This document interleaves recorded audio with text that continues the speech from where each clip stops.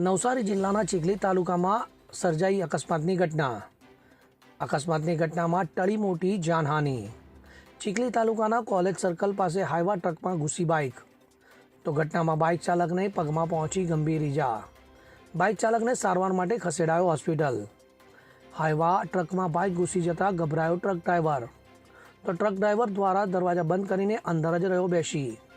ઘટનાની જાણ થતાં પોલીસ દોડી આવી સ્થળે। પોલીસે સ્થળ પર પહોંચી ટ્રક ડ્રાઈવરને ટ્રકમાંથી ઉતાર્યો બહાર। પોલીસે ભારે જહેમત બાદ ટ્રક ડ્રાઈવરને ઉતાર્યો બહાર। હવે જુઓ દેશ દુનિયાની તમામ ખબરો તમારી આંગળીના ટેરવે। ઉઠાવો મોબાઈલ અને ગૂગલ પ્લે સ્ટોર પરથી ડાઉનલોડ કરો અમારી CN24 ન્યૂઝ મોબાઈલ એપ।